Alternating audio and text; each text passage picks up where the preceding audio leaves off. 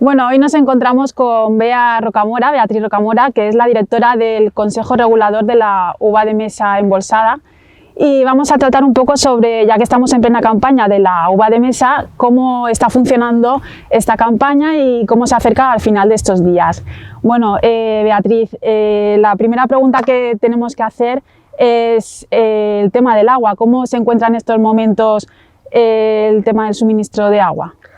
Bueno, si te refieres al tema de la sequía, realmente nosotros este año no está siendo un año malo en ese sentido por las lluvias que tuvieron lugar, sobre todo en el mes de abril, mayo, en la primavera.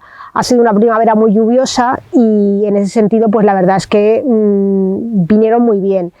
El problema ha sido posteriormente el exceso de calor que ha sufrido la producción, que ha sido sostenido desde prácticamente finales del mes de mayo hasta durante todo el mes de octubre. Entonces ese exceso de calor con temperaturas muy extremas durante mucho tiempo, durante todo el verano, han sido una de las causas pues, que ha podido perjudicar a la producción este año.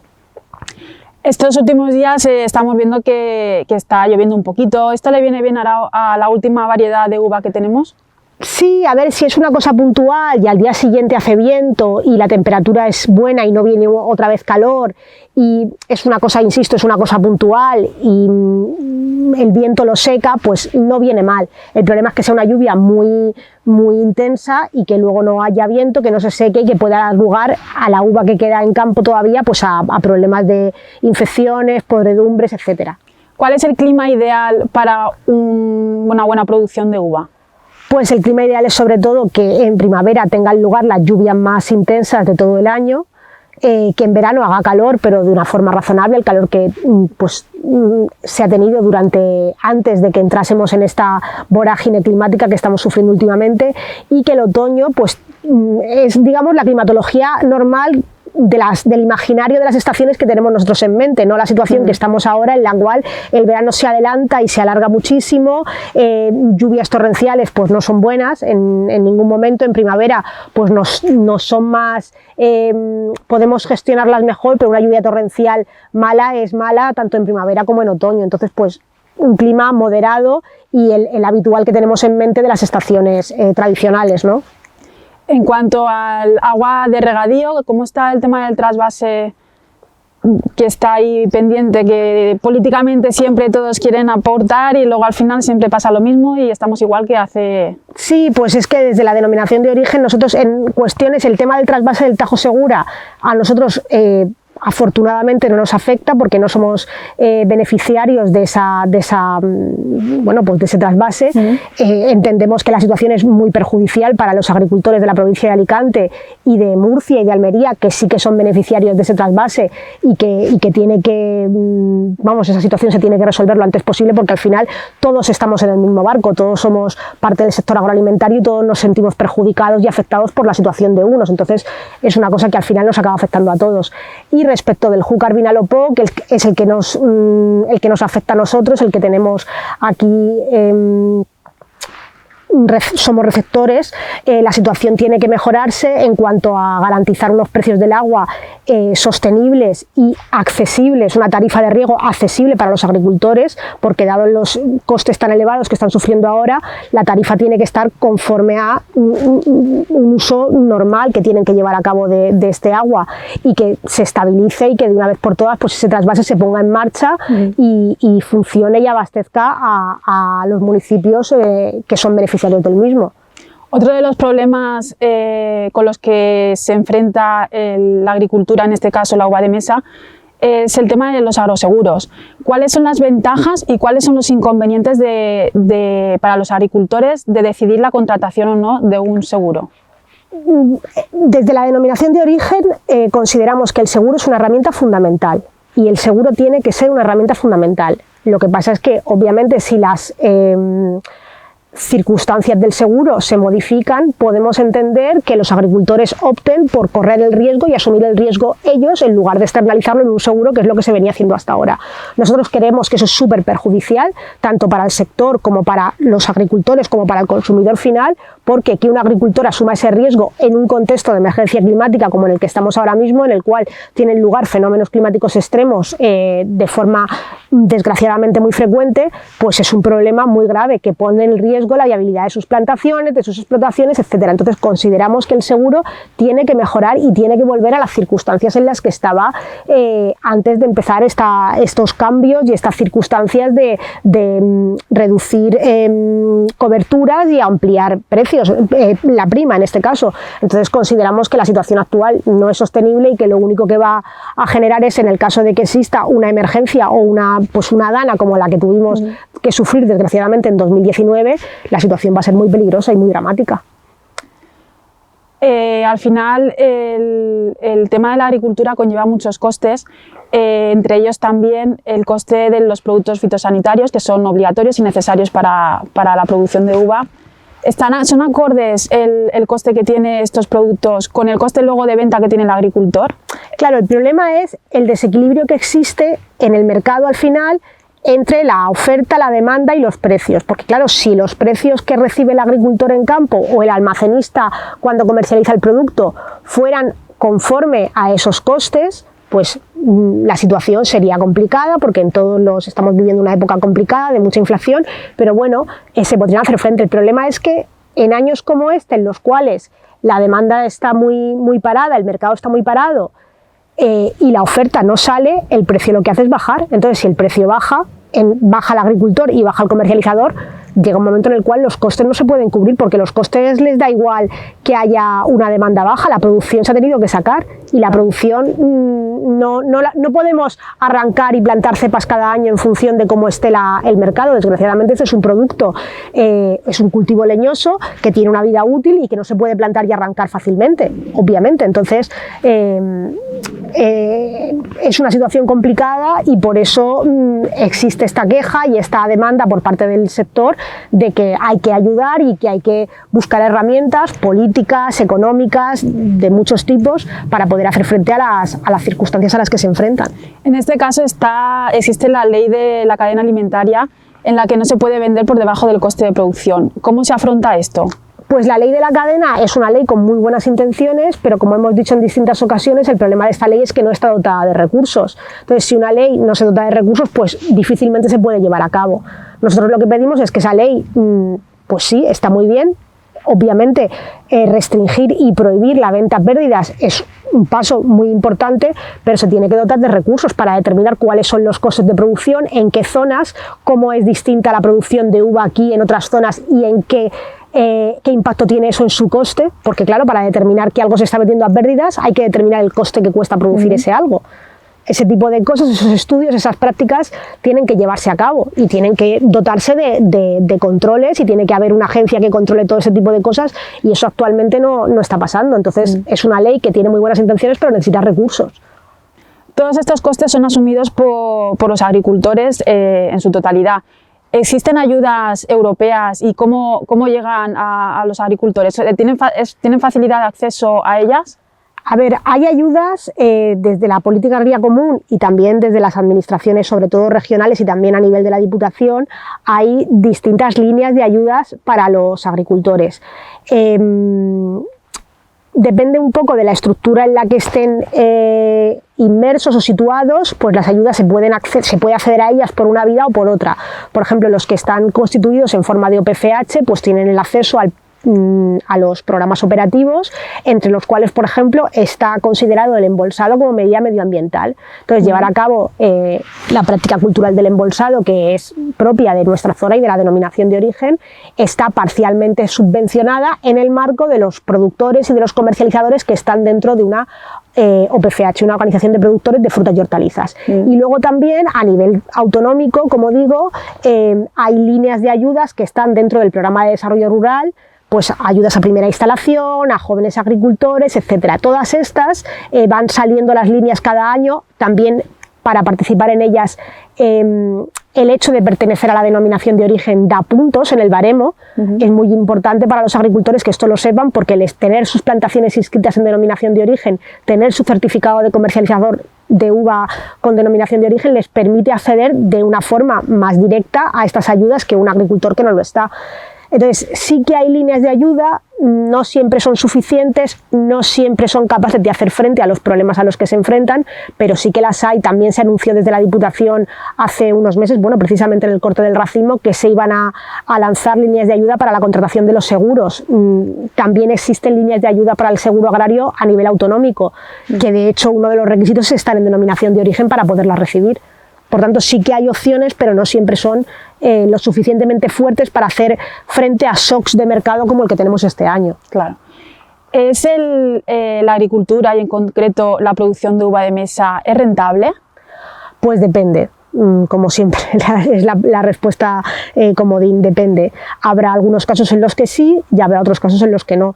Desde la DEO, el mensaje que siempre hemos mandado a los pequeños y medianos agricultores y comercializadores es que tengan en mente cuál es su estructura productiva, cuál es su estructura de costes, que todo eso lo tengan calculado, que todo eso sean conscientes de ello y que en base a eso tomen decisiones, de una forma o de otra.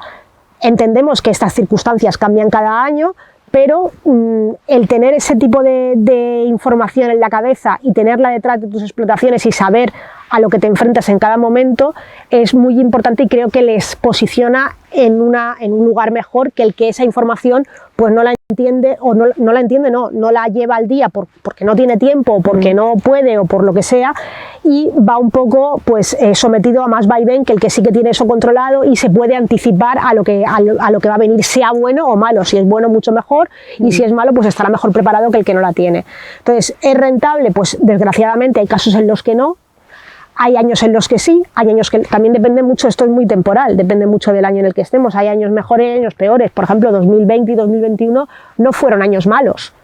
Climáticamente fueron buenos y el mercado funcionó. La gente estaba más en casa, sobre todo en 2020, y había demanda, había consumo. En cambio, este año el consumo está muy bajo. Las razones, pues muy diversas, claro. Pero eso también es una incertidumbre, ¿no? Que no sabes, que no depende de ti, sino depende del clima, depende del mercado, claro, depende exactamente. de muchos, y al ser un producto que no se puede almacenar o difícilmente se puede almacenar, aquí por lo menos tenemos la suerte de poderla embolsar y logramos tener un margen de maniobra mayor que otras producciones de uva destapada, que en cuanto madura hay que cortarla si no se pone mala. Aquí, pues bueno, podemos tener un margen de unos 30 días en prácticamente todas las variedades, 15-30 días para ir respondiendo al mercado de la mejor manera posible. En otras producciones, desgraciadamente, eso no lo tienen. Pues vamos a pasar ahora a recabar unos cuantos datos más específicos sobre la producción de uva. En concreto, por ejemplo, ¿cuántas hectáreas de producción de uva embolsada existe bajo la denominación de origen? Pues este dato cambia cada año porque depende de las plantaciones que se inscriben por parte de los agricultores en la época de inscripción. Este año estamos en unas 1.500, 1.600 hectáreas, que es inferior a años anteriores, debido sobre todo a que este año ha habido agricultores que han optado por no embolsar sus explotaciones por el tema del aumento en los costes de producción. Entonces, pues no embolsar, pero sí producir uva. Claro, no embolsan, pero claro, al no estar embolsado, claro, ya no es competencia, ya no está dentro del perímetro de la denominación de origen. Entonces, eso, los costes de producción, junto con que muchas veces ya sabéis que el tema de la inscripción en DEO va muy vinculado al seguro agrario por las ayudas que se vinculan en una inscripción con respecto de la otra. Entonces, como las condiciones del seguro agrario de un tiempo a esta parte pues son tan nefastas, pues muchos agricultores han optado por no asegurar, y muchas veces ese no asegurar implica no inscribir en denominación de origen por desconocimiento, por dejadez, por despido, por descuido, por lo que sea, pero una cosa muchas veces vinculada a la otra. Se está observando quizá una menor producción de uva a lo largo del tiempo, o más o menos se está manteniendo. Ha sido estable hasta que empezaron a modificarse las condiciones del seguro agrario. Entonces, nosotros desde la DEO consideramos que la producción de uva es más o menos la misma, no ha aumentado, pero sí que ha habido en algunos años algo menos de inscripción en denominación de origen, aunque en los últimos años estaba muy estabilizado, debido a que muchos agricultores, insisto, han optado por no asegurar sus plantaciones. Entonces, la uva sigue estando ahí. porque luego muchas veces la dan de alta cuando la quieren comercializar porque se dan cuenta que al no haberla asegurado no la pueden luego comercializar con denominación de origen. Nuestra labor está siendo estos años, no sé si lo estamos haciendo con mucho éxito, transmitir al sector que primero que es fundamental asegurar. Al mismo tiempo tenemos que luchar con las administraciones para que esas condiciones del seguro mejoren, y segundo que en el caso de que no se asegure, la inscripción en DEO se puede hacer independientemente de que se asegure o no, y gracias a inscribirse en DEO pues tendrán acceso a otras líneas de ayudas y a una situación mejor que en el caso de que no se inscriban. Entonces, desvincular una cosa de la otra, pero al mismo tiempo seguir insistiendo en que el seguro es una herramienta fundamental y que tienen que contratarlo. ¿Con cuántos agricultores dedicados a la producción de uva cuenta ya no la denominación de origen, no sé si es un dato que puedes darnos? Sí, este año tenemos unos 300 agricultores inscritos en denominación de origen. Inscritos en denominación de origen, sí. Que serán unos cuantos más, me imagino, fuera de... Claro, fuera, o muchas veces son los mismos, que hay parte de la producción que la inscriben y otra parte que la tienen destapada que no, y luego hay otros que no, que efectivamente están fuera de la denominación de origen y también están dentro del territorio, pero claro, la DEO solamente tiene los datos de aquellos que inscriben en denominación de origen. Claro, ¿y qué le podemos decir a esos agricultores que trabajan igual que todos los demás, que no están inscritos en la DEO, que formen parte de ella? Al final, cuanto más gente forma parte en este caso, de la denominación de origen, más fuerza se puede hacer para todo. Claro, es que nosotros tenemos 2 censos, que es el censo de agricultores y el de comercializadores. La labor de la denominación de origen no se podría llevar a cabo en ningún caso si no fuera por el apoyo del sector y también de las instituciones, pero el apoyo del sector es cada vez más importante porque son ellos los que nos dan la legitimidad para poder luchar y poner de manifiesto la marca, diferenciar el producto y posicionarlo en los mercados. Entonces, para ellos es como un trabajo recíproco. Nosotros les aportamos ese apoyo conjunto, esa canalización del apoyo conjunto, y ellos al mismo tiempo, con su respaldo, permiten que el producto se diferencie, permiten que la DEO lance el mensaje con mucha más fuerza que si fuéramos menos, y nos dan más legitimidad en términos de representación del sector. Claro. Esto es como cuanta más gente hay detrás de una figura, en este caso de una figura de calidad, más legitimada y mejor representa al territorio que ampara. Entonces, pues es fundamental que se informen, que vengan, porque pueden tener acceso a muchas cuestiones, pues por ejemplo el tema que he comentado de considerar el embolsado como medida medioambiental dentro de los programas operativos se consiguió a través de la denominación de origen. Nosotros organizamos y coordinamos un estudio con la universidad para que, como digo, la universidad llevase a cabo este estudio para demostrar que efectivamente el embolsado supone un lucro cesante a los productores y al mismo tiempo un beneficio al medio ambiente porque reduce el uso de fitosanitarios. Gracias a la denominación de origen se pudo lograr este hito y considerar el embolsado medioambiental, y como así muchas otras cosas que claro, gracias a tener una figura de calidad se han podido conseguir. Claro, al final cuanto más apoyo, exactamente, se hace más fuerza. Sí. Otra de las cosas que nos interesa es saber, por ejemplo, nos encontramos ahora mismo a mediados de diciembre, la campaña está a punto de terminar, detrás de nosotras tenemos la uva embolsada de la variedad Aledo, que ya es la que se va a consumir para Nochevieja. ¿Cuánto se prevé que se va a recolectar de toda la campaña, al final de la campaña? Pues de Aledo aproximadamente se estima que hay unos, en total, en toda la campaña de uva Aledo, que hay unos aproximadamente 20 millones de kilos, 18 millones de kilos aproximadamente. Inscritos en denominación de origen. Es aproximadamente la mitad de la superficie de la producción inscrita en denominación de origen. Claro, no toda se consume en Navidad, obviamente, se empieza a cortar pues muchas veces a finales de octubre y bueno, hay mercados, por ejemplo, que la empiezan a demandar ya en esa época, como por ejemplo mercados internacionales, Francia, el este de Europa, etcétera, y el mercado nacional, que le gusta más madura, pues se aguanta un poco más y se empieza a comercializar, sobre todo pues a finales de noviembre, ya a nivel nacional. Eso de la variedad Aledo, ¿y en el conjunto total de todas las variedades? Pues en total tenemos unos 37-38 millones de kilos este año, de todas las variedades. comparándolo con años anteriores, hay una bajada con respecto al año pasado, no mucho. El año pasado estábamos en unos 40 millones de kilos, 40, 41, y este año, como te digo, estamos en 37, 38. Entonces, pues bueno, una pequeña bajada que desde la ADEO consideramos que se puede directamente imputar a muchos productores que este año no han inscrito todas sus parcelas porque no han embolsado todas sus parcelas. De hecho, el número de agricultores es prácticamente el mismo, 300. El año pasado no sé si eran 310 y este año son 300, o sea que realmente tampoco es una cosa significativa en términos de agricultores que inscriben. Lo que han hecho es que no inscriben toda su plantación porque no embolsan toda su plantación debido al aumento del coste de los costes de producción que están sufriendo este año. ¿Cuál ha sido el mejor año destacable que podáis decir? Pues el año tal fue el mejor. No lo sé, no te sé decir, porque yo de historia, eso te lo podría decir mejor el presidente. Sí. Los 2 últimos años no han sido malos, el 20 y el 21, el 19 fue muy malo porque la dana fue muy perjudicial y afectó muchísimo, tanto a las variedades tempranas como a las tardías. En 2016 yo creo que también hubo daños, sobre todo en el aledo, en el mes de noviembre hubo unas lluvias. Ya te digo, el 20 y el 21 fueron buenos porque el mercado, climatológicamente fueron buenos años y el mercado respondió, es decir, la gente demandaba producto y el producto salía con normalidad, no se atascaba en el mercado y eso hacía que el precio pues más o menos pudiese estar pues a un nivel que permitía por lo menos cubrir los costes de producción, que no estaban disparados como están este año. Claro. Hemos hablado de la variedad Aledo. ¿Con cuántas variedades cuenta la ADEO? En DEO hay 7 variedades amparadas. ¿Y cuáles son las fechas de recolección? Pues la variedad, voy desde más temprana a más tardía. La variedad Victoria es la más temprana de todas, que se empieza a recolectar con denominación de origen a finales del mes de agosto, primeros de septiembre. Luego tenemos la variedad Moscatel italiano o ideal cuando se embolsa, Red Globe y Doña María, que se cosechan a lo largo de septiembre y octubre.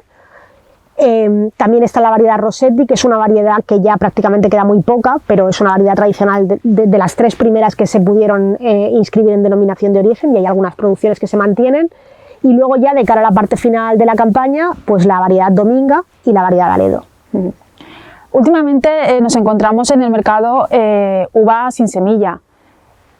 Cada vez quizá los consumidores somos muy cómodos y es la facilidad de comerte la uva sin las pepitas.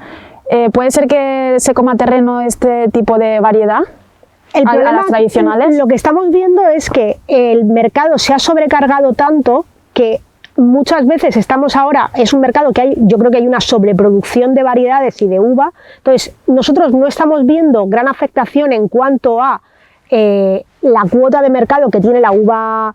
Por lo menos te hablo de la uva con denominación de origen, porque claro, hay que diferenciar muy bien la uva con denominación de origen de la uva sin denominación de origen, sea con semilla o sea sin semilla. Entonces, la cuota de mercado de la uva con denominación de origen, en nuestro caso, está siendo relativamente estable durante todos los años.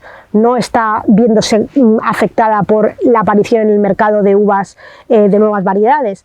Lo que sí que vemos es que el mercado se satura, y si el mercado se satura, esto perjudica tanto a unos productores como a otros, porque no se está ajustando la oferta a la demanda. Claro. Entonces, se sigue esto y el mercado se está saturando porque no está habiendo una sustitución del consumo de unas por otras. De hecho, este año se ha visto que las variedades que mejor han respondido a la desgraciada situación climática que hemos sufrido durante todo el verano de exceso de calor han sido las variedades tradicionales, y dentro de las variedades tradicionales las que estaban embolsadas. El bolso ha supuesto una herramienta dentro de lo que cabe útil para mantener la calidad de las producciones que en el caso de destapadas se han quemado, se han estropeado y las variedades no han sido capaces de responder.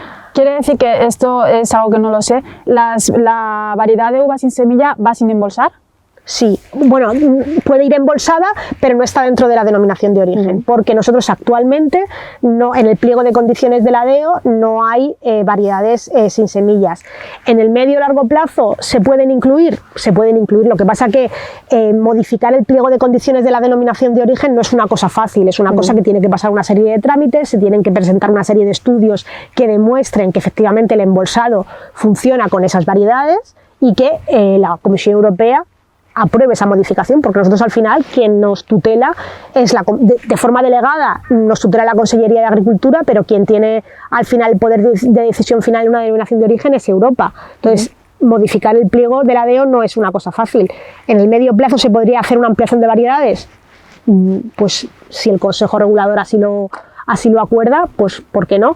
Pero en la actualidad no se pueden inscribir en denominación de origen variedades que no estén inscritas en el pliego, que son las 7 que te he dicho y son todas con semillas. De todas maneras, en el inicio de la campaña, en el acto institucional que se hizo, tras la presentación y demás, hubo una mesa redonda en la que la nutricionista Noelia Miralles habló de todas las propiedades beneficiosas que tiene la semilla, algo que, como te comentaba antes, no sé si por la comodidad o por qué, normalmente, hablo por mí, te comes la uva y tiras la semilla. Sin embargo, la semilla es una de las cosas de la uva que tiene muchísimas propiedades, junto con la piel. Claro, es que muchas veces hablamos de uva con semilla y uva sin semilla, y a mí no me gusta tanto esta diferenciación, porque estamos obviando que hay una uva con denominación de origen que va más allá tanto del concepto con semilla como del concepto sin semilla.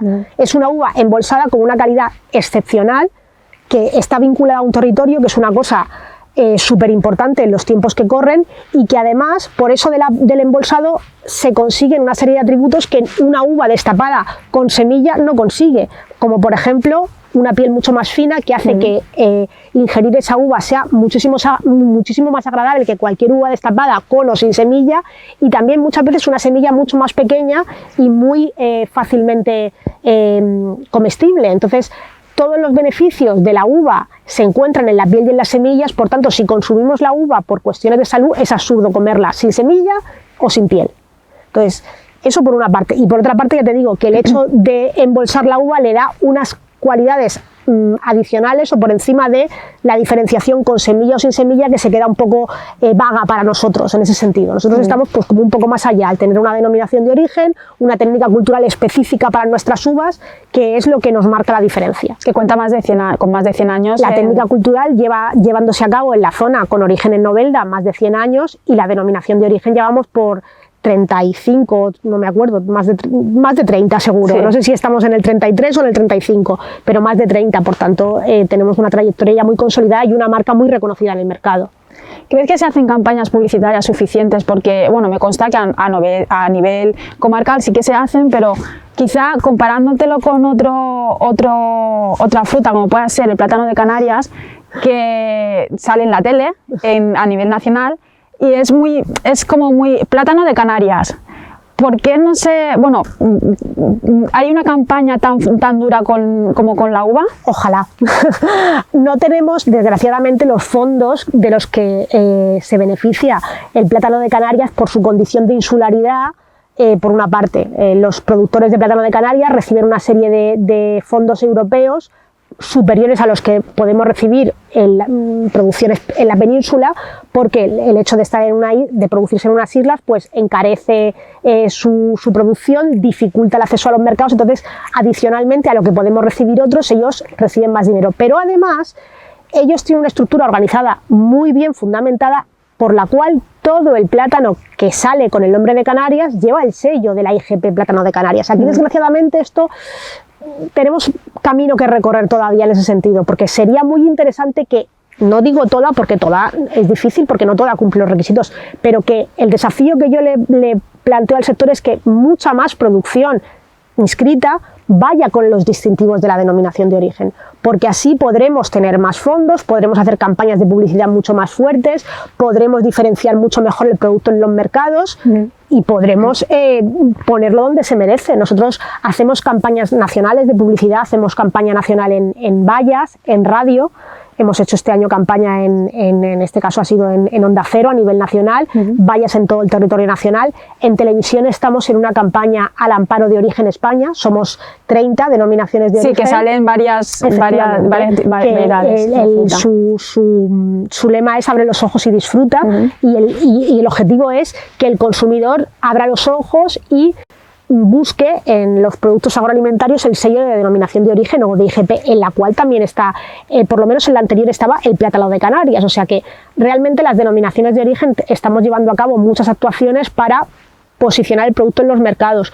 Lo que pasa que nos quedan pues frentes que cubrir, y en este caso pues para mí yo el guante que lanzo al sector es: vamos a intentar diferenciar el producto mejor. Desde la DEO tiene una herramienta de comercialización muy útil.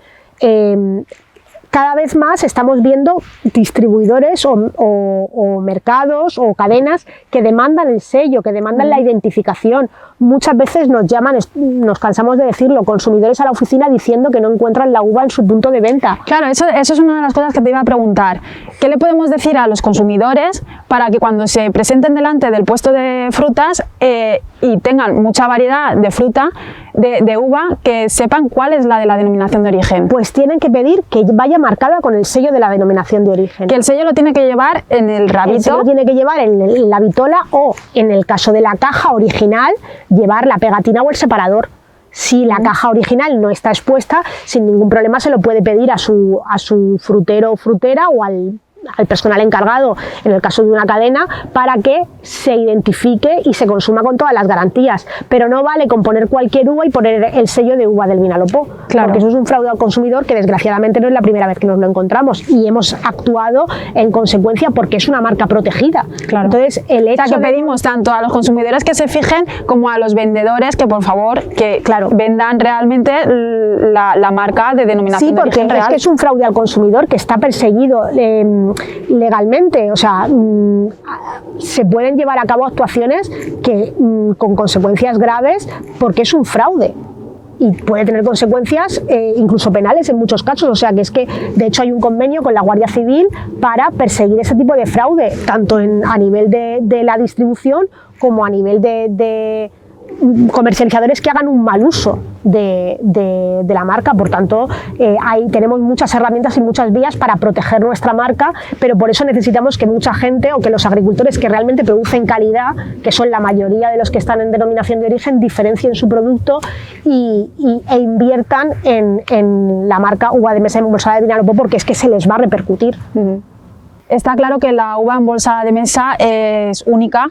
Tiene muchos beneficios, tiene muchas cosas beneficiosas para la salud y además también podemos ver, como en este campo en el que nos encontramos, que los productos fitosanitarios también se van reduciendo en lo máximo que se puede. ¿Cómo está evolucionando el tema, pudiéramos decir, ecológico en la producción de uva? Claro, nosotros, la certificación ecológica es otra cosa, es una certificación distinta a la de denominación de origen, pero sí que es cierto que los agricultores cada vez son más conscientes de la realidad a la que se enfrentan y llevan a cabo prácticas cada vez más sostenibles con el medio ambiente. Una de ellas es lo que estamos viendo aquí, de estas cubiertas vegetales que se llevan a cabo para evitar el laboreo y para aportar mayor materia orgánica al suelo y que éste goce de una mejor calidad y que tenga mejor contenido, mejor estabilidad y una situación mejor para que la nutrición llegue en las mejores condiciones posibles a las plantas. Por tanto, cada vez los agricultores de la zona están más concienciados y más comprometidos. Desde la denominación de origen también queremos organizar un curso en cuanto termine la campaña, porque en campaña es difícil hacer cosas, porque muchas veces pues están en plena vorágine y no pueden venir, pero queremos organizar un curso junto con la Consellería, con la Estación Experimental, con el Servicio de Transferencia de la Información de la Consellería, para fomentar el uso de este tipo de prácticas culturales que mejoran al final el bienestar de los suelos, de las plantaciones y de todo el territorio. Vamos a hablar ahora un poquito del futuro de la uva. Nos damos cuenta que esto ya viene de años atrás, la gente joven no quiere trabajar en el campo. ¿Cómo se ve esto a corto o medio plazo? Claro, esto es una cosa que no solamente afecta aquí. Está claro, porque al final los agricultores van cogiendo años, se tienen que jubilar y no hay generaciones. El relevo generacional es un problema estructural en todo el sector agroalimentario, nacional, europeo y yo me atrevo a decir mundial, porque los países desarrollados es un trabajo que no se quiere llevar a cabo por las circunstancias y por los riesgos extremos a los cuales hay que hacer frente. Entonces es una situación complicada y es un desafío al que tenemos que hacer frente. ¿Estamos mejor preparados que otras zonas por el hecho de tener una denominación de origen y es una herramienta que tenemos que aprovechar mejor para hacer frente a desafíos como este? Sí, pero es complicado. Yo cada vez más veo gente que se está haciendo cargo de las empresas familiares de comercialización y de producción, agricultores, pero también hay casos en los que no. Entonces, pues tienen que ser más los que sí que los que no, para evitar el abandono de tierras agrarias, que es un problema gravísimo al que no queremos en ningún caso seguir haciendo frente, porque nos puede traer consecuencias muy negativas en el medio o largo plazo. Sí. ¿Cuánto empleo genera la producción de uva? Pero no solo a nivel de campaña de septiembre a diciembre, sino a lo largo de todo el año. pues se estima que más de 13.000 puestos de trabajo directos, porque si contamos los indirectos ya sería mucho más, son los vinculados a la producción de uva de mesa en el conjunto de todo el año en el medio Vinalopó. ¿Cuántos servicios entran en la producción de uva? Desde el agricultor en la viña hasta la limpieza de la uva en las... Claro, pues es que son muchísimos, porque es el agricultor en la viña, es el ingeniero que planifica las plantaciones, o la ingeniera, es el tractorista que lleva a cabo pues las labores que hagan falta, las cuadrillas que llevan a cabo la poda en verde, los despampanados, los embolsados, que bueno, esa parte de la campaña lleva a cabo asociada a una mano de obra tremenda, en el mes de julio sobre todo. Y luego ya pues toda la parte de comercialización y cosecha, que son las cuadrillas que están en campo, y las mujeres, porque principalmente son mujeres que trabajan limpiando la uva en los almacenes. Toda la gente que gestiona, todas las empresas de servicios asociados, las empresas de envases, de transporte, son muchos servicios asociados y vinculados a la producción de uva de mesa, las empresas de la industria del papel que abastecen los bolsos, son muchísimas empresas y muchísimos servicios los que dependen directamente de este producto. La producción de uva embolsada, hemos dicho que ya ha cumplido los 100 años, ¿se sigue haciendo igual que desde el primer día, la recolección, la limpieza, todo sigue o ha evolucionado tecnológicamente hablando? Claro, nosotros la tecnología la vemos desde el punto de vista de cómo ser capaces de mejorar tecnológicamente lo que tenemos, porque lo que tenemos no queremos cambiarlo, o sea, el carácter tradicional de nuestra producción es lo que la hace distinta. Claro. Por tanto, no queremos que haya un robot embolsando las uvas, pero sí queremos que a lo mejor la inteligencia artificial sea capaz de predecir nuestras cosechas y de decirnos, oye, mira, pues este año en insumos vas a tener que gastarte más o menos, o te voy a optimizar, ese tipo de cosas sí. Entonces ese tipo de cosas sí que se están llevando a cabo. Por ejemplo, el tema de la mejora en la eficiencia del uso del agua es tremenda, la modernización del regadío fue un cambio muy radical en la zona, un antes y un después. La digitalización del sector también es una cosa que está llevándose a cabo desde la denominación de origen. Por ejemplo, tenemos nuestro sistema de certificación completamente digitalizado, tenemos un censo completamente digitalizado, tenemos un visor en nuestra página web que permite a los agricultores ver qué plantaciones están inscritas y cuáles no, para saber cuando compran su uva si esa está inscrita en denominación de origen o no está inscrita en denominación de origen. Entonces, hay muchas herramientas de modernización que a lo mejor no se ven tanto, pero que sí que están muy instauradas en el sector. Entonces, el carácter tradicional no nos tiene que cegar, que por otro lado nosotros estamos haciendo un esfuerzo, nosotros, la DEO y el conjunto del sector, un esfuerzo muy importante en modernizarnos y en estar, digamos, a la última en nuestras explotaciones y en los almacenes de confección. Y luego pues también hay otros que están con un carácter tradicional, pues a lo mejor más evidente, pero que eso no les impide estar posicionados en el mercado y hacer una uva de altísima calidad, porque es que la diferenciación de nuestro producto es el carácter tradicional que tiene. Y el embolsar uno a uno y el ir uno a uno mirando, porque si se hace de forma masiva una producción a lo bruto, pues yo creo que la calidad no se puede alcanzar igual. ¿En cuántos mercados se vende la uva de mesa embolsada? Bueno, la uva se vende a nivel nacional e internacional. A nivel internacional, principalmente en el resto de la Unión Europea, porque es mucho más fácil exportar en Europa que en terceros países, pero también llega uva a terceros países, pues llega uva a Canadá, llega uva con denominación de origen al sudeste asiático, a Sudáfrica, principalmente antes a Rusia, desde el veto ruso, y con las circunstancias actuales pues ya es bastante más complicado. Pero sobre todo el mercado principal de exportación es en el marco de la Unión Europea, porque es mucho más sencillo, y sobre todo a países tradicionalmente productores de uva, como son sobre todo Francia e Italia. También algo Alemania, bastante, pero no tanto, por ejemplo, al Reino Unido, que no es un país tradicionalmente productor de uva y a lo mejor busca otro tipo de mercados. Y a nivel nacional, pues tanto a cadenas, a distribución moderna, como a distribución tradicional, mercas, y luego pues fruterías tradicionales, mercados de abastos, etcétera. La producción de uva la encontramos a partir de septiembre, que es cuando empieza la campaña, hasta a finales de año, en diciembre, con la uva para Nochevieja. ¿Podría desestacionalizarse la producción de uva o es muy complicado porque depende de...? La producción de uva en el hemisferio norte es así y los tiempos de las estaciones son así. Lo que podríamos hacer para desestacionalizar es generar una industria de transformación complementaria para que la uva del destrío, la uva que no alcanza la calidad suficiente para poderse vender en fresco, se transforme pues, en otro tipo de productos. No lo sé, zumos, mermeladas, elaborados artesanales de otro tipo de producciones, incluso industria cosmética, para de alguna manera no producir durante todo el año, pero sí generar beneficios transformando esa uva que nos permitan vivir directamente de la uva más meses al año. Eso sí que se podría hacer y es un desafío, es otro de los desafíos que el sector podría plantearse hacerle frente, para no depender solo o tan directamente de la producción de uva en fresco. Pero eso sería desarrollar una industria de transformación complementaria para, pues eso, la uva que no alcanza la calidad suficiente para poderla vender en fresco, transformarla, almacenarla, congelándola, no lo sé. Hay diferentes, el otro día un restaurante me comentaba que ellos congelan las uvas para poder tener en carta, pues obviamente no están igual que frescas, pero así pueden tener en carta durante más meses un plato determinado. Pues fenomenal, porque lo que no puede ser es que digan que es uva del Vinalopó en el mes de mayo, porque en el mes de mayo no hay uva del Vinalopó, fresca por lo menos. Entonces ese tipo de cosas, también es importante que se sepa que los productos son estacionales y que las frutas y hortalizas, el encontrarte uvas en el lineal de compra durante todo el año a los consumidores les confunde mucho, porque se piensan que la cepa está todo el año produciendo y eso no es verdad, eso no es posible. O sea, las temporadas de los productos alimentarios existen. Claro.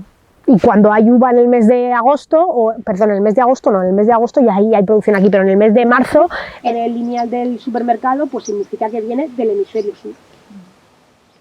Bueno, para terminar, Bea, ¿está en peligro la producción de uva de mesa embolsada? Pues depende, es la misma pregunta cuando me has dicho lo de la rentabilidad. Hay producciones y hay explotaciones y hay plantaciones en las cuales el riesgo es mayor, pues porque lo que te he comentado, muchas veces no se llevan las cuentas, las circunstancias son muy difíciles para todos, hay años que son más difíciles que otros y este es un año difícil. Hay sitios en los que hay plantaciones o explotaciones que sí que pueden estar en peligro y otras no. En conjunto, yo creo que hay que hacer frente a los desafíos. Si nos ponemos a trabajar, el sector se sienta, reflexiona, traza un plan con sus demandas, sus exigencias y lo que puede aportar. Lo dirige a quien lo tiene que dirigir, a las administraciones, a la distribución, a sus clientes, a las organizaciones profesionales agrarias que están siempre súper implicadas en nuestro sector. Se puede salir y se puede mejorar, pero hay que trabajar. Obviamente, si les hablo de trabajo a los agricultores se van a venir porque ellos son los que más saben los que mejor saben lo que es eso. No tienen ningún problema, pero pues hay que hacer frente a muchas cosas y hay que pensar muchas cosas y tener una estructura y trazar un plan. Yo creo que es muy importante para hacer frente a los desafíos a los que nos enfrentamos, valga la redundancia. Pues nos quedamos con la entrevista con que hay que luchar, hay que seguir luchando, que los agricultores se tienen que unir, que para eso está la denominación de origen y que los clientes los consumidores cuando vayamos al mercado tenemos que mirar muy bien esa vitola con denominación de origen, los separadores, para que no nos vendan algo que no es del producto original de la denominación de origen. Muchas gracias, Beatriz, por esta entrevista. A vosotros. En un sitio incomparable, totalmente, con un sol que me está dando en la cara que ni en agosto. Muchas gracias y bueno, a todos los que nos habéis visto en esta entrevista, si os ha gustado, si os gusta el contenido que hacemos en el canal de YouTube, suscríbete porque es gratuito y a nosotros nos ayuda muchísimo. Muchas gracias y nos vemos en la próxima.